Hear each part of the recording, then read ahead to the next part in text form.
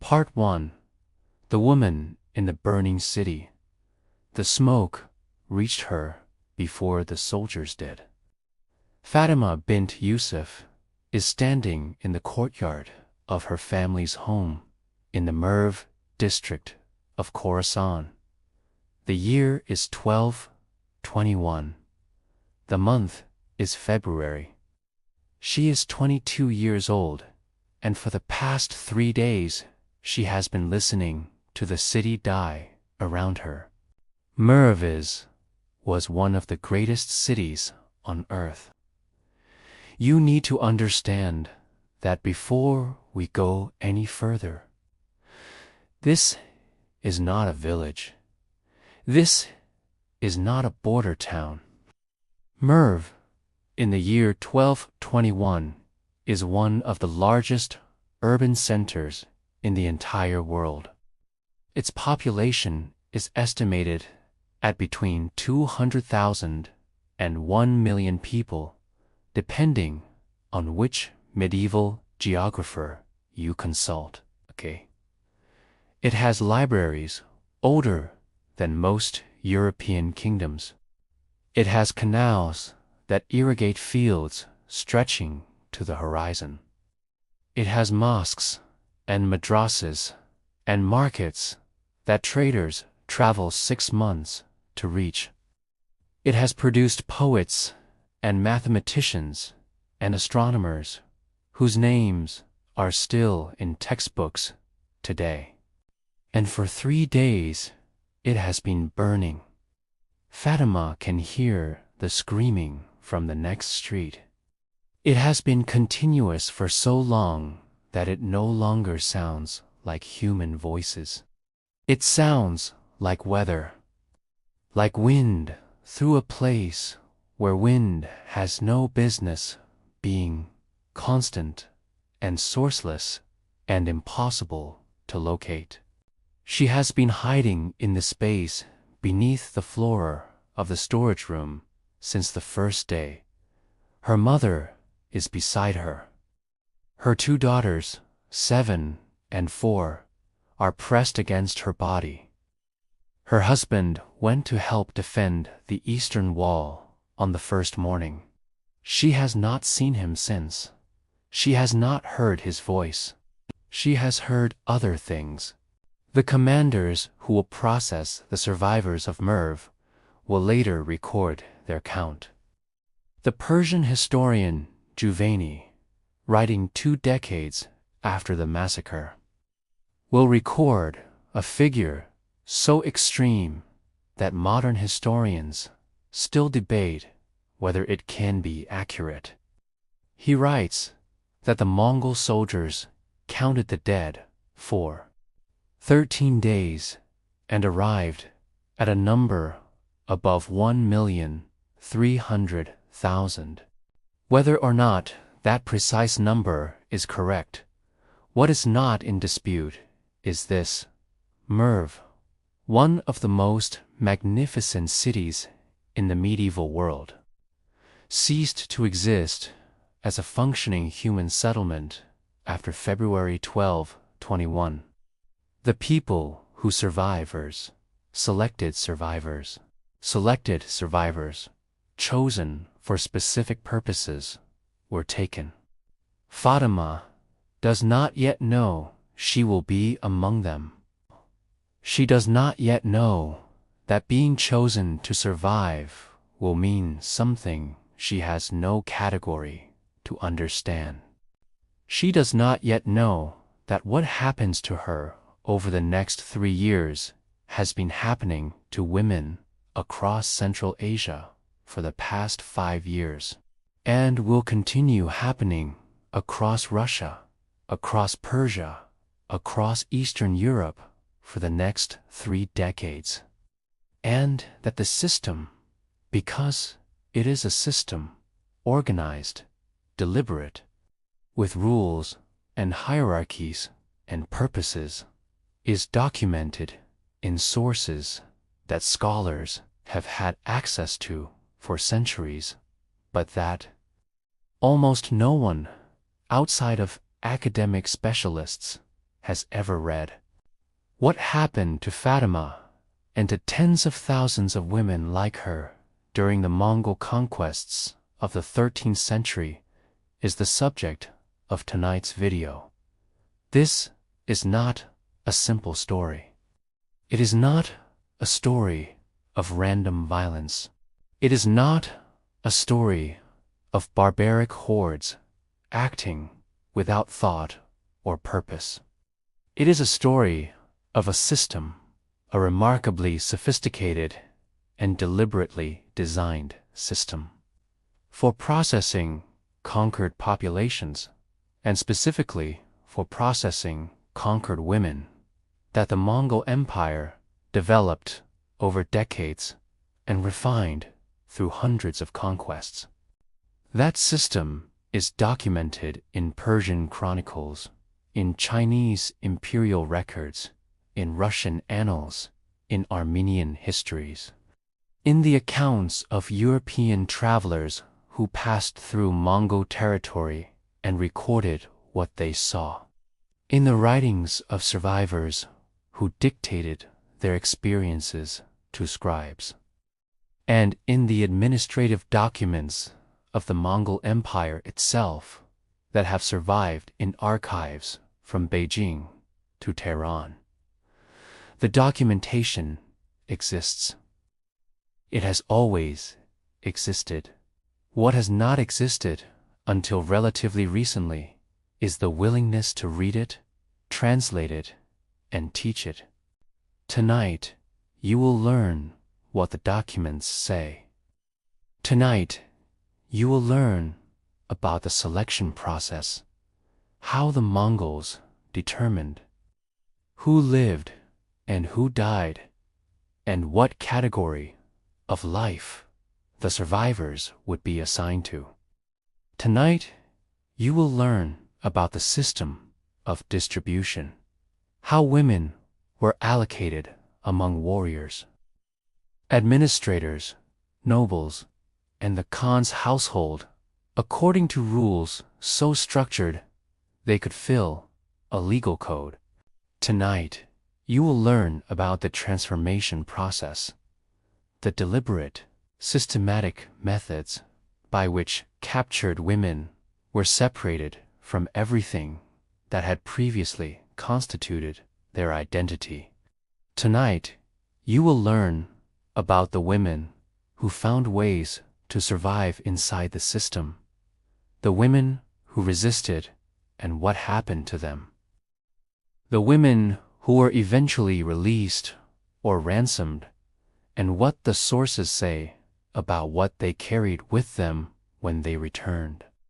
If you want to understand what the Mongol conquests actually meant for the civilian populations they swept through, not the military campaigns, not the geopolitical consequences, not the legacy of Pax Mongolica that historians celebrate, but the immediate, physical, human experience of being in a city when the Mongol army arrived. Then, stay with me. Subscribe to this channel right now if you want history told from the sources rather than the textbooks. Because Fatima is still in that storage room, and the soldiers are 2 streets away, and I am going to tell you exactly what happens next. But first, I need to explain something that will make everything else in this video make sense. I need to explain who the Mongols actually were. Part 2. The system before the conquest. You have heard of Genghis Khan. You learned about him the way most people learn about him, as a conqueror, as a military genius, as someone who built the largest contiguous land empire in history. Those things are true.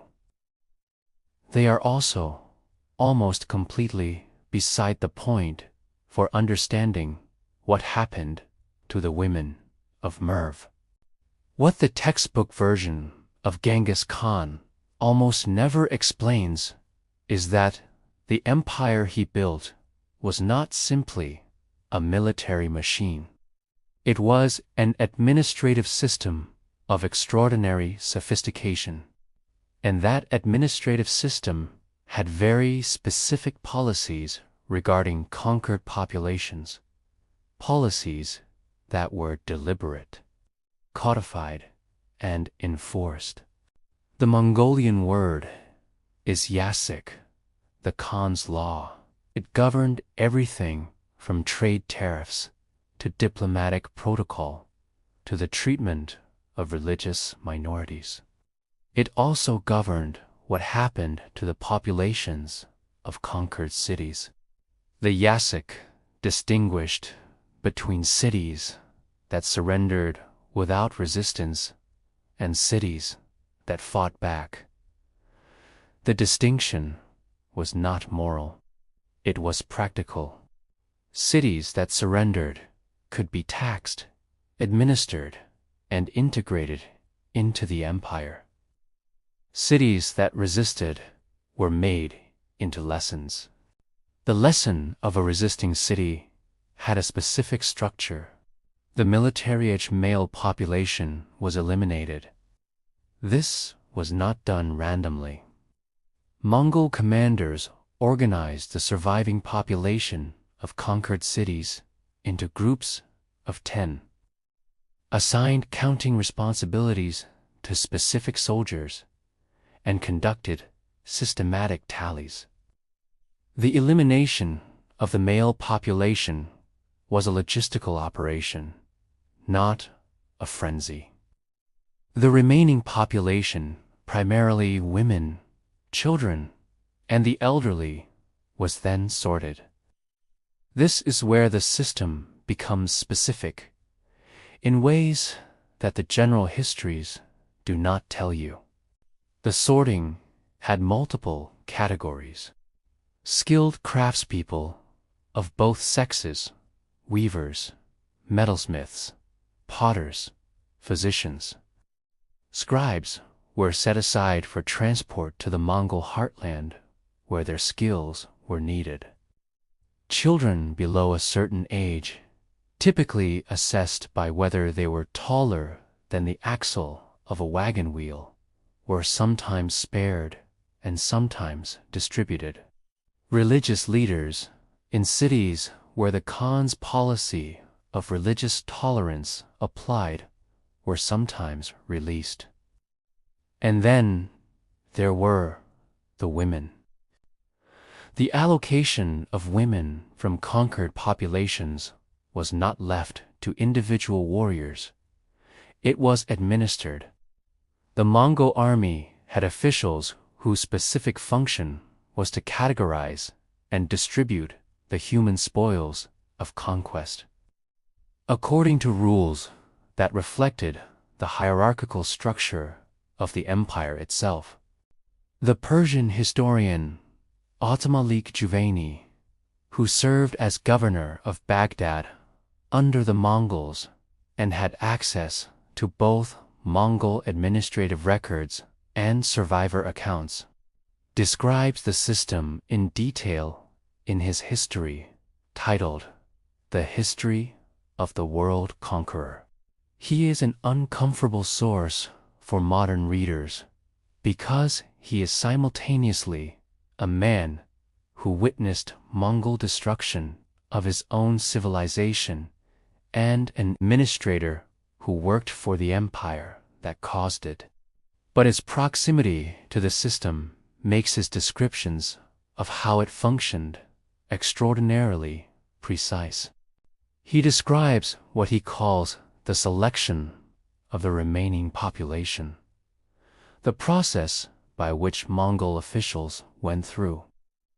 The survivors of a conquered city and made categorical determinations about each person's fate. He describes the specific officials who conducted these assessments. He describes the records that were kept. What Giovanni is careful not to describe in detail, and his careful omissions are as informative as his explicit statements, is the specific experience of women during this selection process. For that, we turn to other sources. The Armenian historian Grigor of Akner, writing in the 13th century, describes the Mongol approach to conquered populations with a specificity that suggests eyewitness accounts or survivor testimony. He writes about what he calls the gathering of the women, a term that appears with enough consistency across multiple independent sources that historians treat it as a reference to a specific named phase of the conquest process. The gathering of the women happened after the elimination of the men, before the final counting. In the interval between the end of active military operations and the beginning of the administrative processing of the conquered population. Grigor writes about what this interval looked like from the perspective of the people experiencing it. He writes about the sounds, specifically. The silence that fell after the fighting ended and before the processing began, which survivors described as more terrifying than the fighting itself. Because the silence meant that the phase of unpredictable violence had ended, and the phase of organized, systematic violence was beginning. He writes about the physical space, the large open areas inside conquered cities. Typically, the main market square or the central plaza outside the principal mosque, where the surviving population was assembled and held while the processing was organized. He writes carefully and with evident discomfort about what the processing involved for women. Let me tell you what the sources say. Part 3. The Selection. The woman standing in the market square of Merv does not know her name will be recorded. She does not know that the official moving through the assembled survivors with his clerks and his lists is writing down descriptions that will later appear in administrative documents, and that those documents will survive in archives and that historians will read them. She knows only what she can see. She can see several thousand people assembled in a space designed for a few hundred at market time. She can see the bodies of people who did not survive the night assembled at the edges of the square in ways that suggest the assembling was deliberate rather than incidental. She can see Mongol soldiers at every exit point, not threatening, not actively violent, simply present in numbers sufficient to make any calculation about departure obviously futile. She can see the officials. The Mongol administrative system for processing conquered populations used a hierarchy of officials with specific functions. At the top was the commander's representative, typically a senior administrator rather than a military officer whose authority over the distribution of human and material spoils of conquest was equivalent to the military commander's authority over battlefield decisions. Below him were categorization officials whose function was the assessment and sorting of individuals. Below them were the scribes, who recorded the assessments in the ledgers that the administrative system required. The categorization of women was a specific subspecialty within this system. The criteria used, the categories applied, the hierarchical order of allocation, all of this was standardized enough that it functioned consistently across conquests conducted years apart and thousands of miles from each other. The categorization criteria that appear consistently in the sources include age, assessed not by stated age, but by physical examination; skill, weaving, medicine, food preparation, music; origin, women from cities known for specific crafts or products were assigned different categorical values; and appearance, described in the sources with a clinical specificity that modern readers find difficult to encounter. Giovanni describes the allocation hierarchy in terms that are worth understanding precisely. The first claim on the categorized population went to the Khan himself, who received a portion of all conquered populations as a matter of imperial law. This was not a request. It was a tithe. The specific portion allocated to the Khan's household from each conquered city was calculated, recorded, and transported to the Mongol capital under administrative supervision. The second claim went to the senior commanders present at the conquest in order of rank. The third claim went to the soldiers themselves, distributed according to formulas that rewarded individual valor during the battle. What this means, in practical terms, is that the woman standing in the market square of Merv is not simply a victim of violence. She is an asset in an inventory. She will be assessed, categorized, and allocated to a specific destination according to a system with its own logic and its own rules. This is the part of the story that the textbook version cannot tell you, because it requires sitting with a level of systematic organization that is harder to comprehend than simple brutality. Simple brutality can be dismissed as the behavior of savages.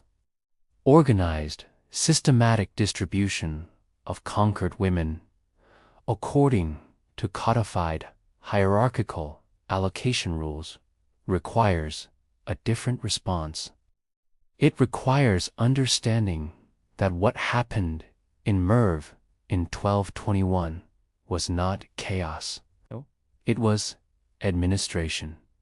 Now, let me tell you what the sources say about the specific experiences of women during each phase of what happened after the selection. Part 4. The journey. The sources agree on the basic structure of what happened to women selected for transport during the Mongol conquests. They disagree on details in ways that reflect the different positions from which the authors observed and recorded. The journey from a conquered city to a Mongol camp or to the capital was a documented experience.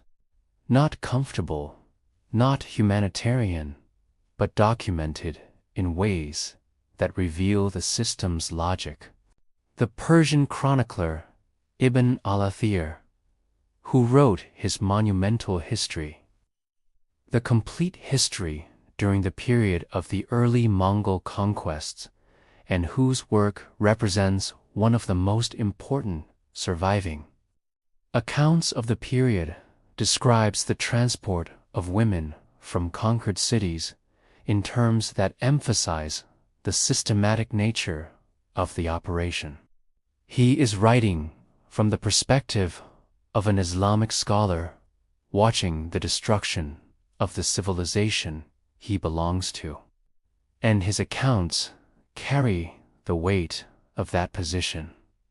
He is not a neutral observer, but the specific details he provides about the organization of human transport during Mongol campaigns are consistent with what other sources describe. He describes the groups in which women were transported, not in random gatherings, but in organized columns with designated guards and administrative supervision. He describes the pace of the march set to keep the transported population alive and functional, not to move them as quickly as possible. He describes the provisions supplied, not generous, but not designed to produce mass mortality. Dead assets had no value to the system. The Chinese sources provide a different angle. The Mongol Empire administered its eastern conquests through Chinese bureaucratic structures, and Chinese administrative records from the period include documentation of the human populations moved through the system. The administrative language is dry and categorical numbers, origins, signed destinations, but it reveals the scale of what the system was processing. The Russian chronicles provide yet another perspective. The Mongol invasion of the Rus principalities in 1237 to 1242 is documented in multiple surviving chronicles written by monks and church officials who recorded what they witnessed and what survivors told them. The Chronicle of Novgorod, the Galician Bohemian Chronicle, the Chronicles of Tver and Suzdal. These are independent sources that corroborate each other on the basic structure of what happened to women in conquered Russian cities. The chronicles describe what they call the leading away, the departure of women from destroyed cities in organized columns under Mongol supervision. They describe the response of the cities, the monks recording the departure of women from burned cities do so in language that makes clear the departure was experienced as a communal catastrophe, not an individual one. The city was not just losing people. The city was losing its future, its continuity, its ability to reconstitute itself.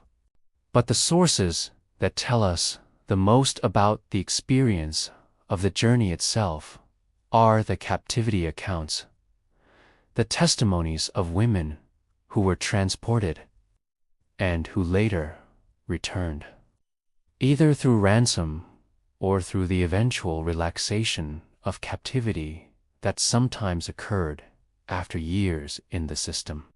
These accounts are fragmentary.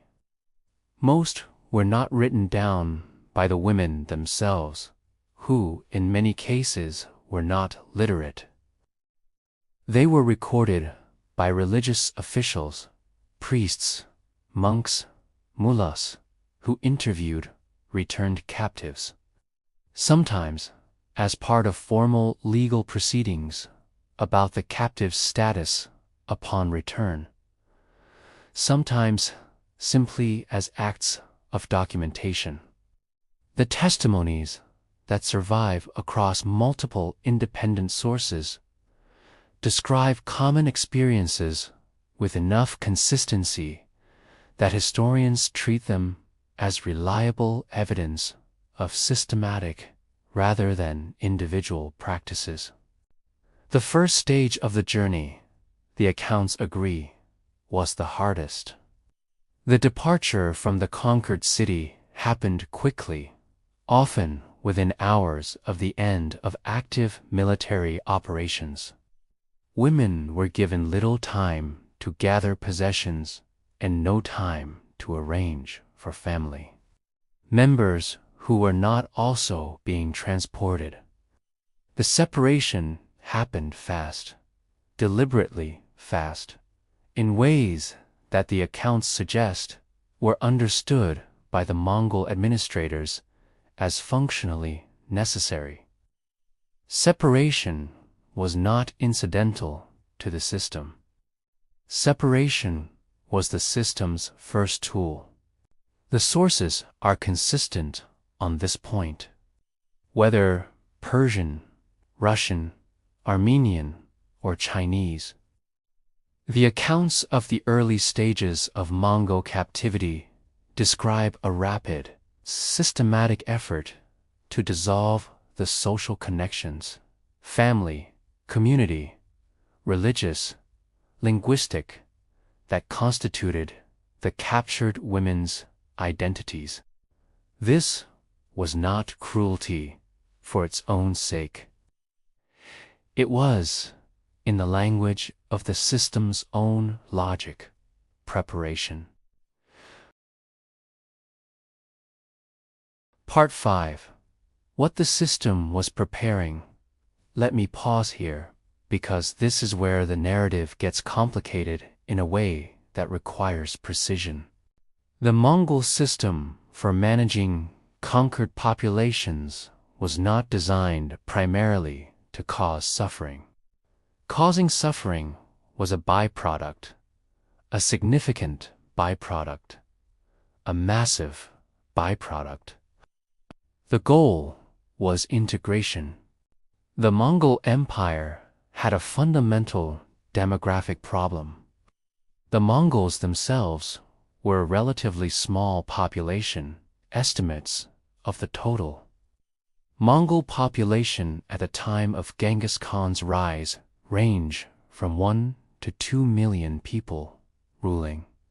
At the empire's height, a territory encompassing 100 million or more.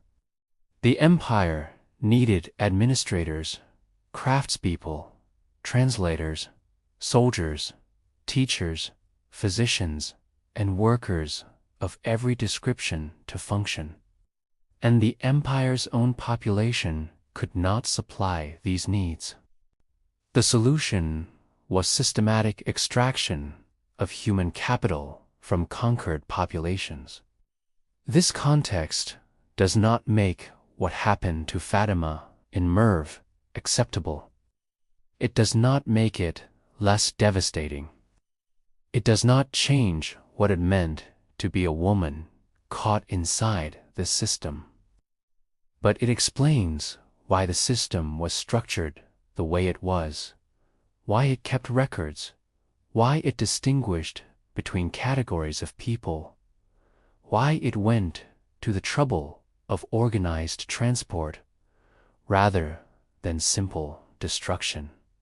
The Persian poet and historian Rashid al-Din, who served as vizier to the Mongol Ilkhanate in Persia and had access to Mongol imperial records that no longer survive, describes the empire's approach to human resources in terms that would not be out of place in a modern administrative handbook. He describes the empire's need for skilled workers.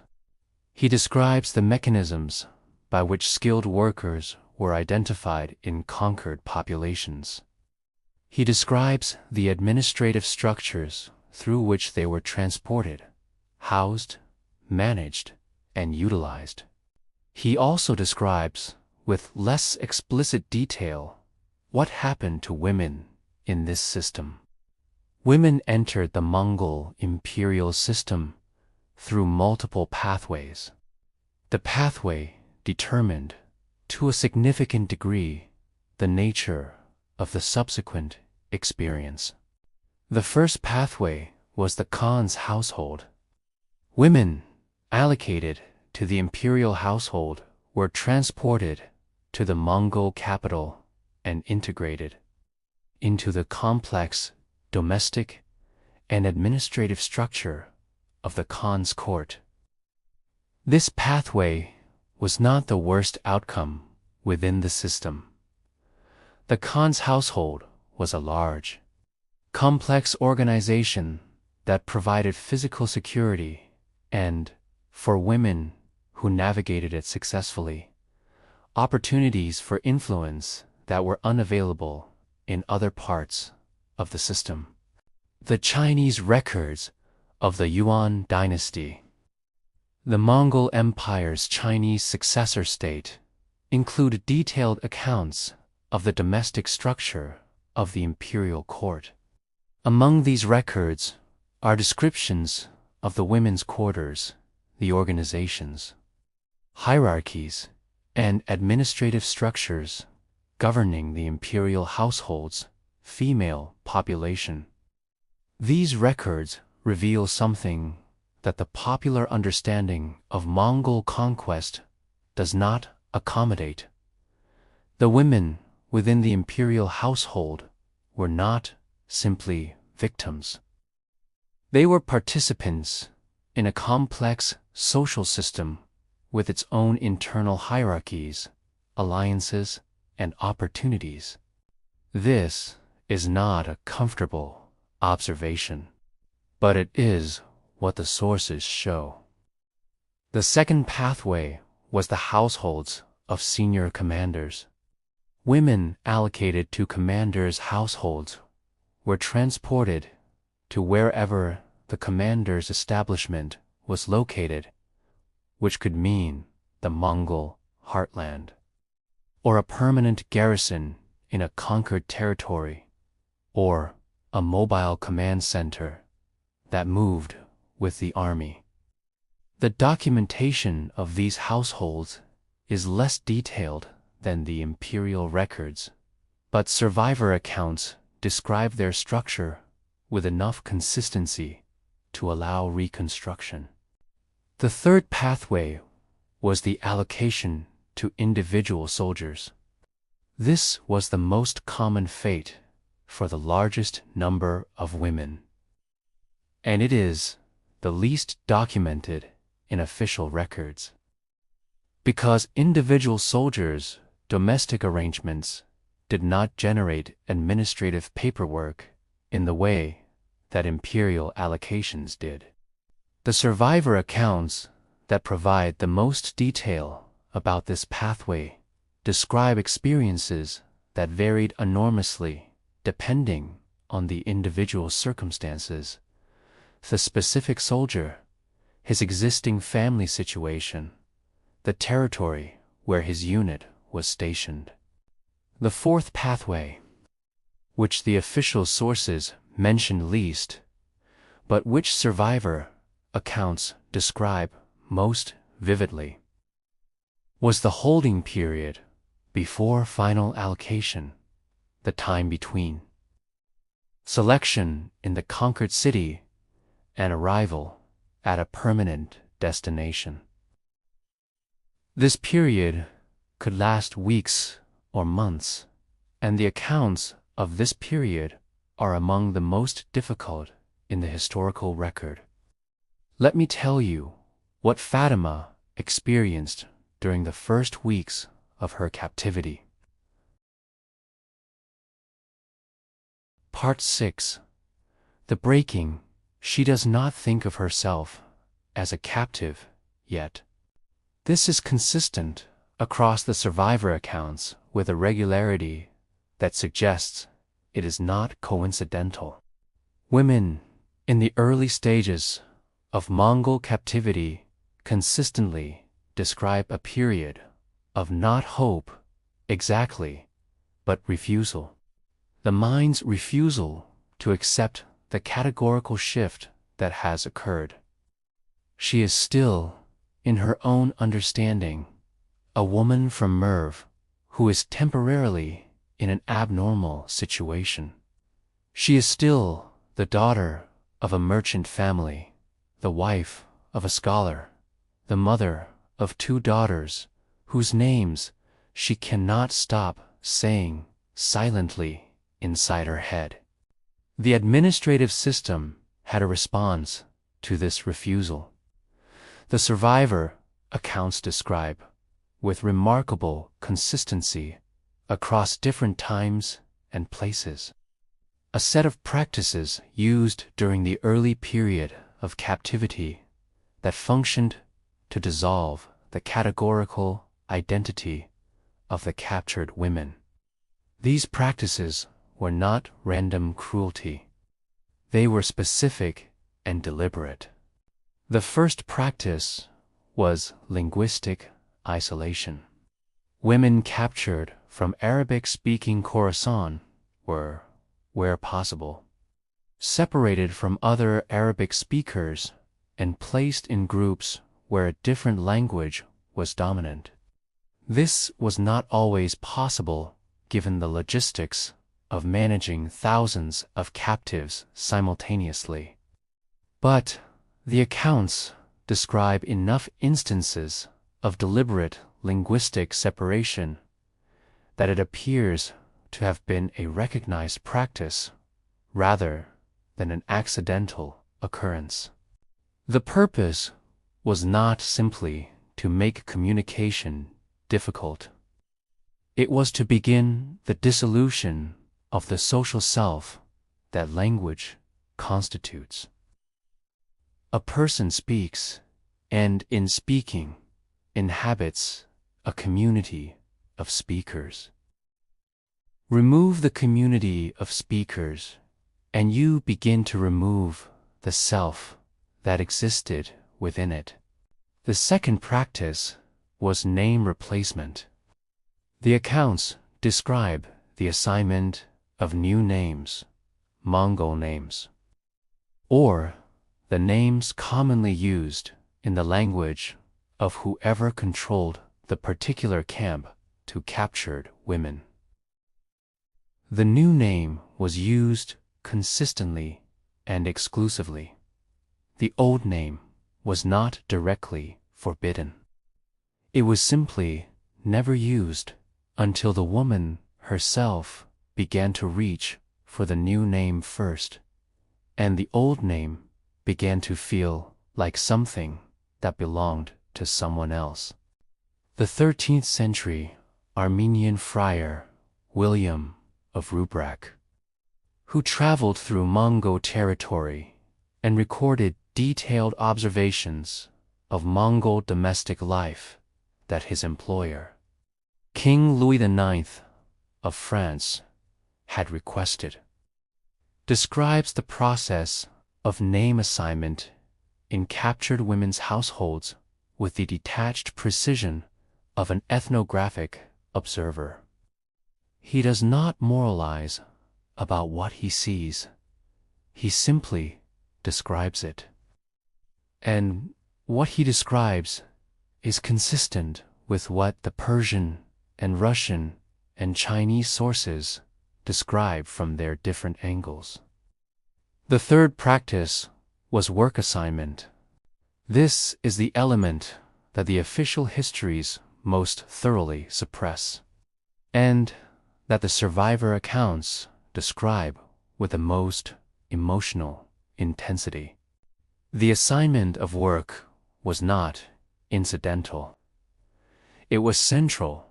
The work assigned was chosen, the accounts suggest, with attention to its effect on the woman's sense of her own category.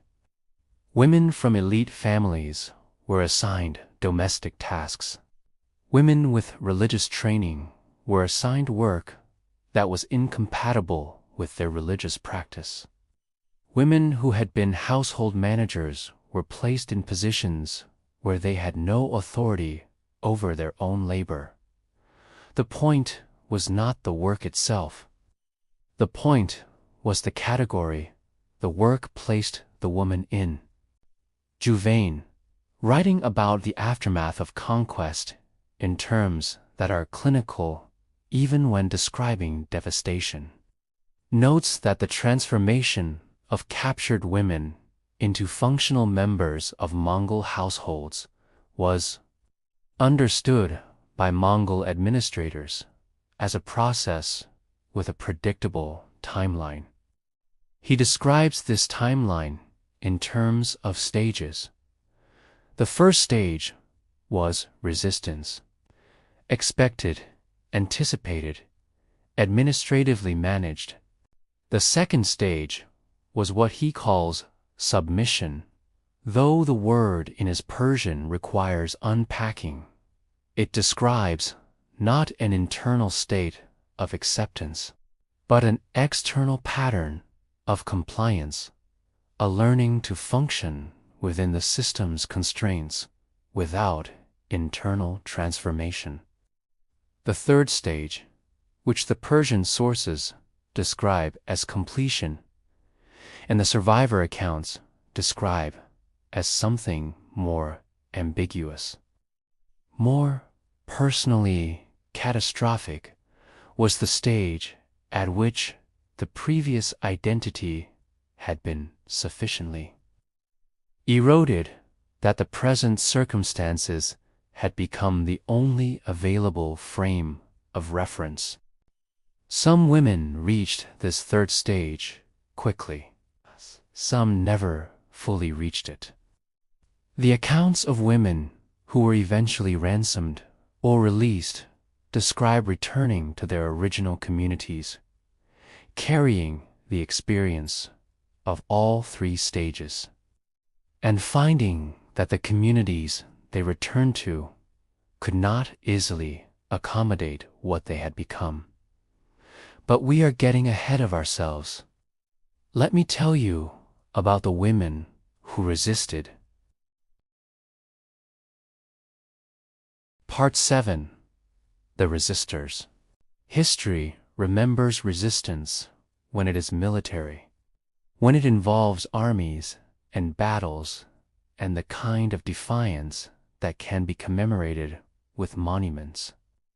What history does not preserve with the same reliability is the smaller, more personal, more dangerous forms of resistance that women inside the Mongol system practiced and paid for. But the sources preserve some of it.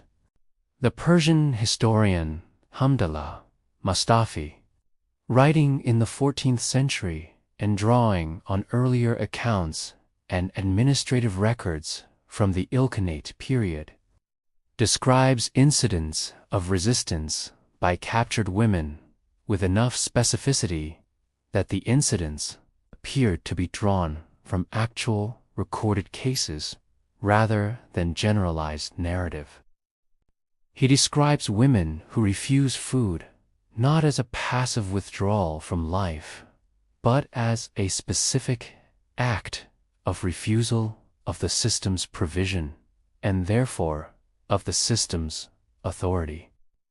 He describes the administrative response, not physical violence in most cases, because physical violence that produced visible damage reduced the woman's utility as an asset, but a structured escalation of pressure that the accounts describe as systematic.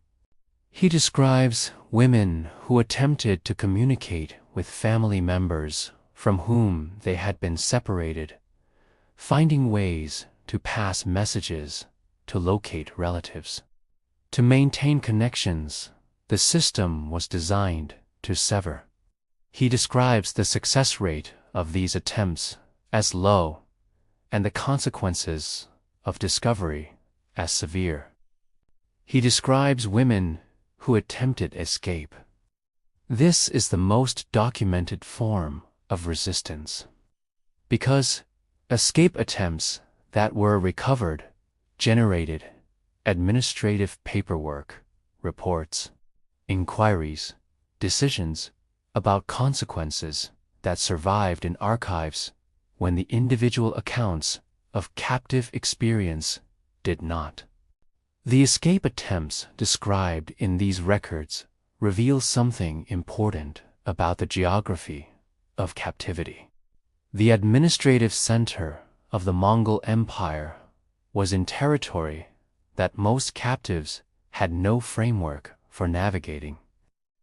Women who escaped from camps in Mongolia had no knowledge of the terrain, no knowledge of the language, no access to resources, and no community that could shelter them.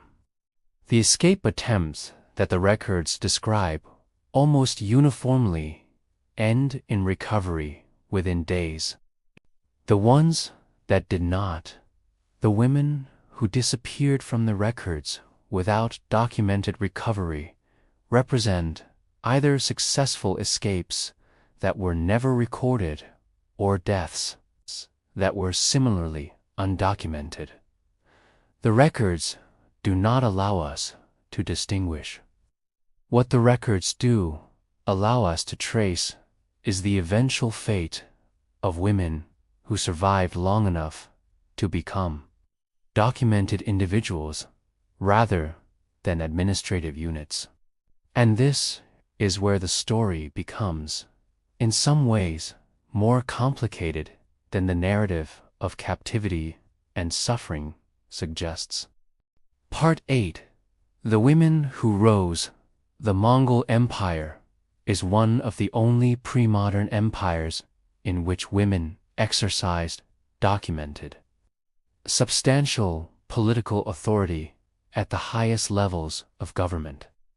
This is not an accident, and it is not unrelated to the conquest system. Sorgatani, Baiki, the daughter-in-law of Genghis Khan and the mother of 4 sons, who between them ruled most of the empire, is described in Chinese, Persian, and Syrian sources as one of the most capable political minds of the 13th century.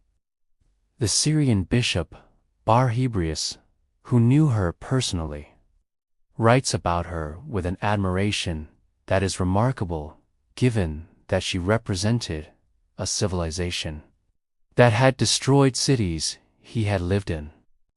Sorgatani was a Karat Christian. She was not born into the Mongol ruling family. She became central to it through the systems of connection, including the captive integration systems that the empire used to absorb conquered peoples into its administrative structure. She is not an isolated example. The Mongol court in the 13th and early 14th centuries included women from Persian, Chinese, Russian, Georgian, Armenian, and Turkish backgrounds who had entered the empire's orbit through various forms of the same processes that brought Fatima from Merv. Some of them became administratively powerful. Some of them used that administrative power in ways that affected the treatment of populations from their home regions. The Persian sources describe a woman referred to in the records as Orjina Khatun, a Persian woman who entered the Ilkhanate administration through processes the sources are tactful about, and eventually became the regent of the Wall Qadi Khanate during the 1260s. She governed a territory larger than Western Europe. She conducted diplomatic correspondence with the Pope. She is referenced in Venetian records. She began as a captive. This is not a redemptive narrative. The existence of women like Orjina Khatun does not redeem the system that produced her. The women who died in the process, who did not survive the selection, or the transport, or the breaking period, vastly outnumbered the women who navigated the system to positions of influence. The existence of exceptions does not change the nature of the rule. But the exceptions reveal something important about the system's internal logic. The Mongol Empire absorbed conquered peoples, not simply as victims, but as potential resources. Women who demonstrated particular capabilities, administrative, linguistic, diplomatic, medical, artistic, could be assigned to roles where those capabilities were utilized. And in some cases, those roles carried authority. Rashid al-Din, writing about the administrative structure of the Mongol court, describes the women's administrative hierarchy with unusual detail for a male historian of his period. He describes the roles, the responsibilities, the chains of authority. He describes how decisions about the management of the women's portion of the court were made and by whom. He is describing, without quite saying so, a parallel administrative system that operated within and alongside the male-dominated official structure of the empire. And that was in some respects more stable and more continuous than the official structure, because it was insulated from the military succession crises that periodically disrupted imperial governance. The women who reached positions within this system did not reach them by accident. They reached them through demonstrated competence, through survival, through the kind of navigational intelligence that only becomes visible in retrospect when the sources are read carefully. Their stories are in the sources. They have not been taught. Part 9. The counting. Let me give you some numbers, because the numbers matter and they are almost never presented together.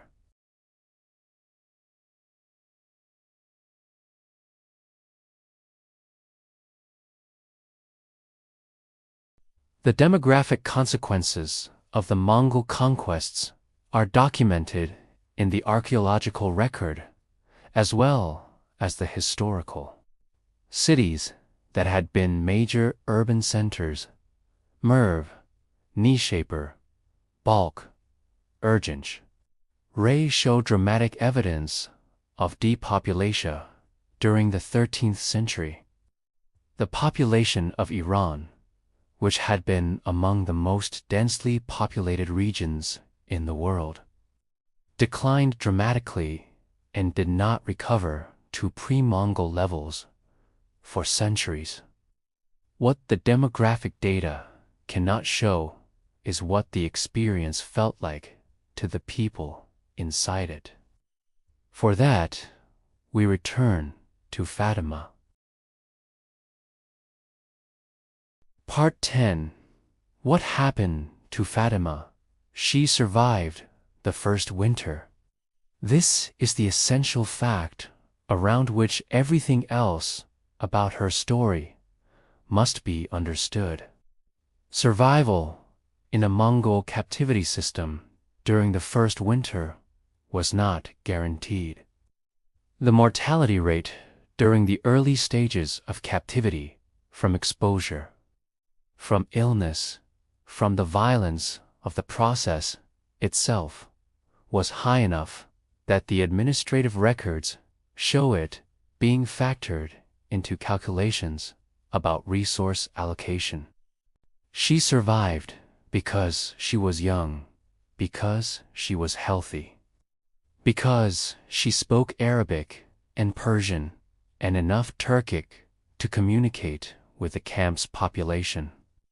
And because she had, in her family's household in Merv, learned skills that the administrative system recognized as useful, she was assigned to a household where those skills could be utilized. She spent 3 years in that household.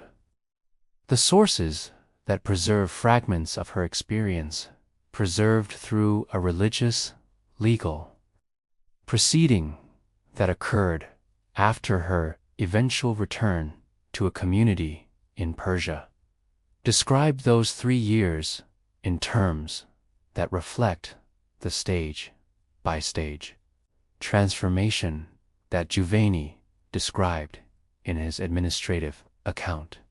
In the first year, she refused. She refused internally, in the space inside her head that the administrative system had not yet reached. She refused the name they called her. She refused the legitimacy of the work she was assigned. She refused, in the privacy of her own mind, every element of the categorical shift that was being imposed on her. In the second year, she complied. She used the name. She did the work. She learned the language of the household. She did not accept any of it. She simply did it in the same way you do what is necessary to remain alive.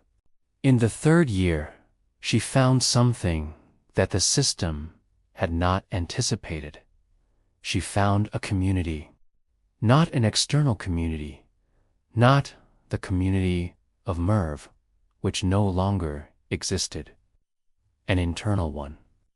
A small network of women from various conquered territories who had been allocated to the same administrative complex and who had found ways to maintain connection in the spaces the system had not completely controlled.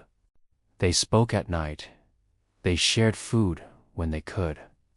They maintained, among themselves, the names and histories and languages the system was trying to erase. They remembered out loud. The legal proceeding that preserves fragments of her account describes this community in terms that suggest it was not unique to her experience. Other women who appeared before similar legal bodies described similar formations, small, careful, informal communities of mutual recognition that formed in the gaps of the administrative system. These communities were not resistance organizations. They did not produce escape attempts or formal defiance. What they produced was survival, not just physical survival, the persistence of the self, the maintenance of enough continuity with the person you had been, that the person you became could still recognize her. Fatima returned to Persia in 1224, 3 years after the conquest of Merv, through a ransom arrangement facilitated by a Muslim merchant who had commercial relationships with the Mongol administrative structure. The legal proceeding, she appeared before a religious court evaluating her status and the validity of her previous marriage, is one of dozens of such proceedings documented in the surviving records of Islamic legal institutions in the post-conquest period. These proceedings are, in their own way, extraordinary documents. They are not sympathetic to the women who appear before them, not always. They are legal proceedings focused on questions of status and obligation, not on the experiences of the women whose lives are being adjudicated. But they preserve testimony. They record what the women said about what they had experienced. Fatima's testimony, as it is preserved in the legal record, is precise and controlled. She describes events in terms designed to answer the legal questions being put to her. She does not describe her experience in terms of feeling. Legal proceedings are not designed for feeling. But at one point in the preserved record, there is a single sentence that the scribe recorded verbatim because it was responsive to a direct question from the judge. The judge asked whether she had maintained her religious practice during her captivity. She said that she had never stopped knowing who she was. The judge ruled in her favor. Part 11. The sources and why they matter. I want to take a moment here, before we reach the conclusion, to talk about where this history comes from and why it is not being more widely known. The sources that document what happened to women during the Mongol conquests are not hidden. They are not recently discovered. They are not in a secret archive that has just been opened to scholars. They are sitting in the same manuscript collections and published editions that historians of the Mongol period have been using for decades. The History of the World Conqueror by Juvain was translated into English by John Andrew Boyle in 1958 and has been available in that translation ever since. The Complete History by Ibn Alathir is available in multiple translations. The Persian Chronicles, the Armenian Histories, the Russian Annals, the major sources for this period, have been accessible to English-speaking scholars for most of the 20th century. So why don't most people know what those sources say? The answer is partly about what academic history chooses to emphasize.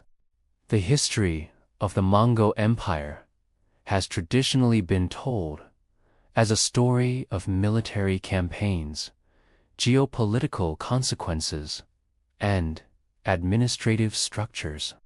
It has been told from the perspective of those who commanded the system rather than those who experienced it.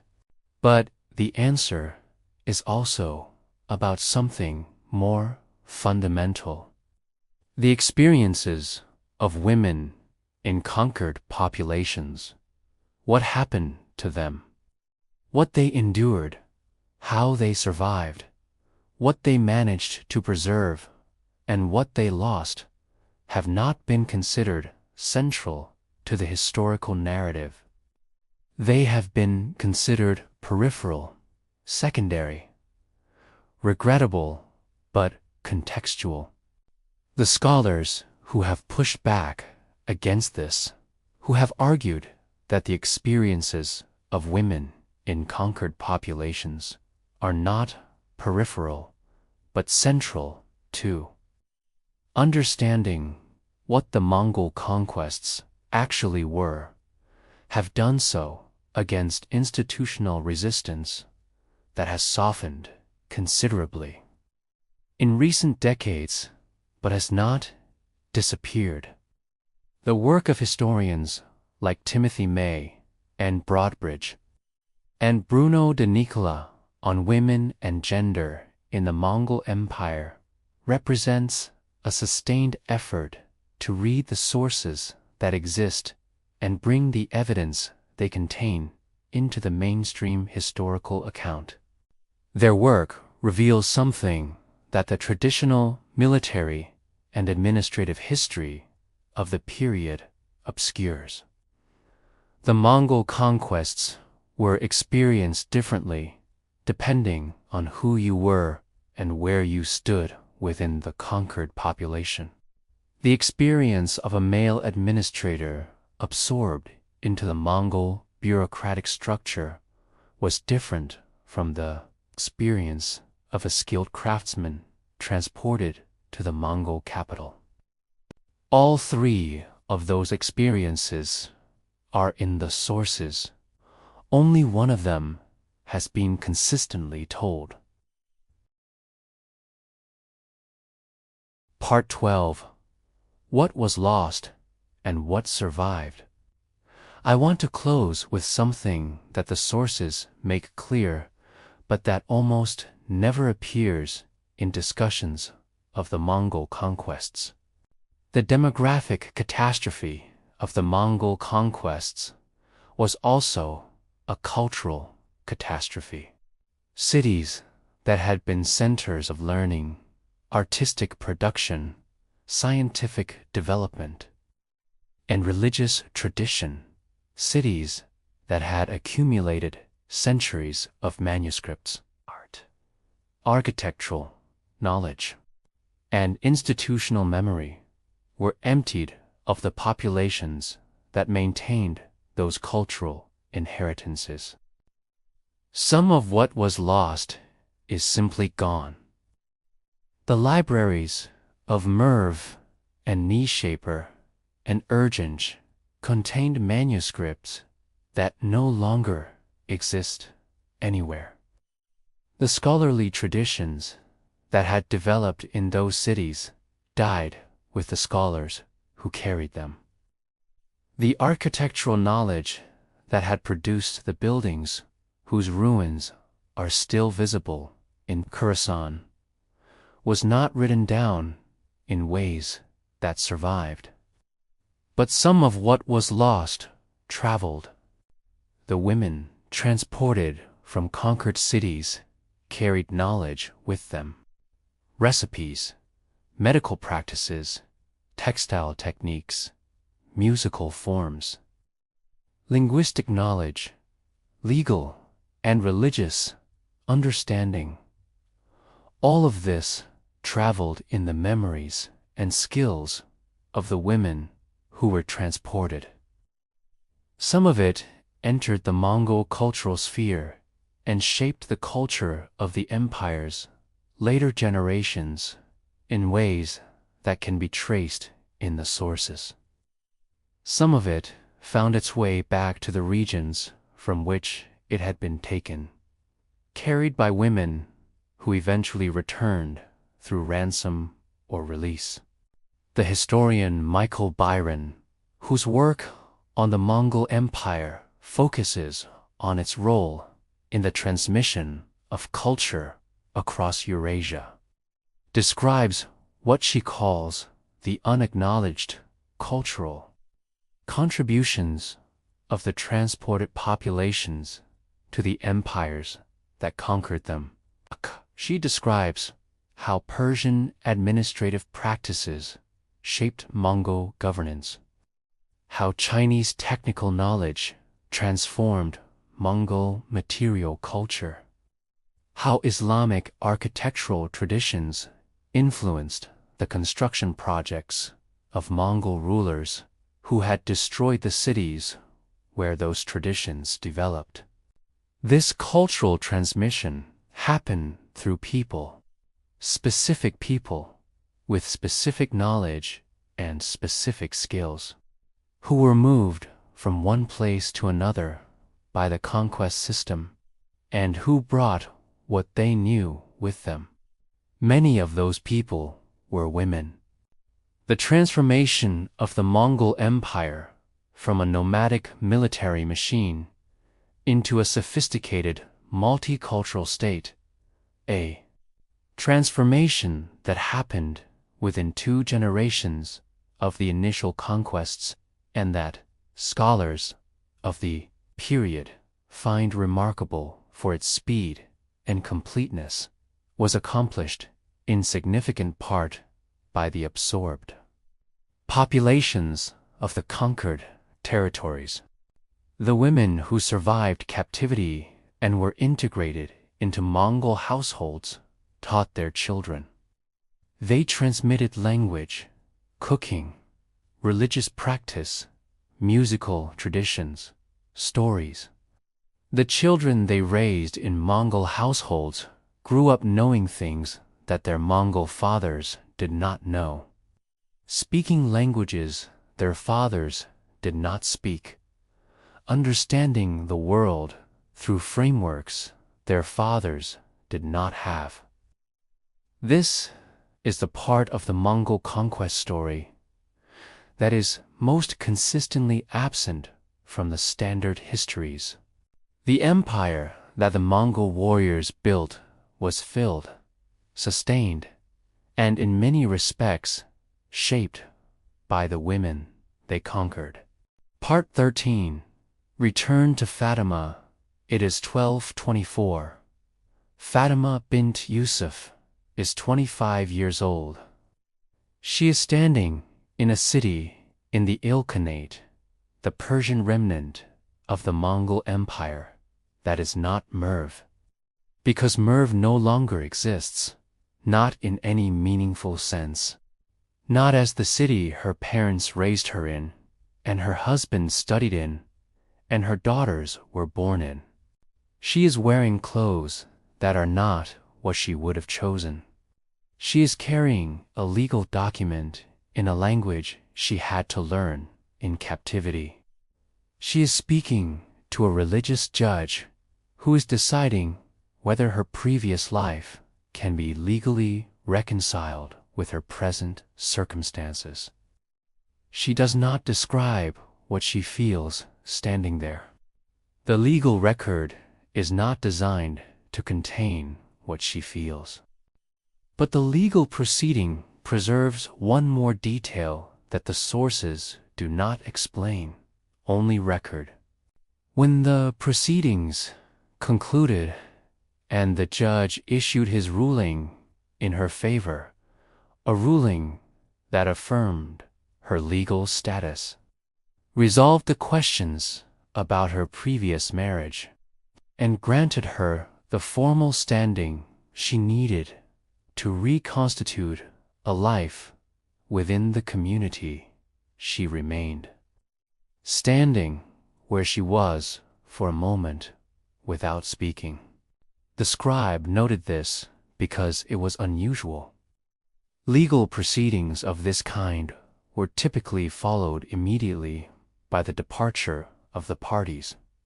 Instead, she stood. The scribe's notation does not say what she was thinking. It does not say what she was feeling. It simply records that she stood for a moment and then she left. What happened after that is not in the sources. What happened to the hundreds of thousands of women who passed through the Mongol captivity system and were never ransomed, never returned, never appeared before a legal proceeding that preserved their testimony? Their stories are in the demographic statistics, in the silence where their voices should be. The history of the Mongol conquests is usually told as a story of what was destroyed, the cities that fell, the armies that were defeated, the populations that were killed.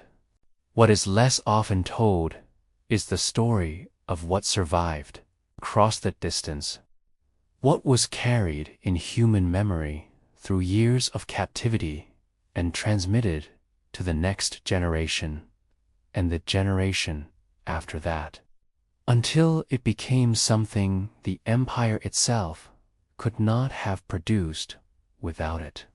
The women who were taken from Merv and Nishaper and Urgench and Kyiv and Krakow and 100 other places did not simply experience the Mongol Empire in ways that the sources document, but that the standard histories do not tell. They made it. Their names are not in the textbooks, but they are in the sources.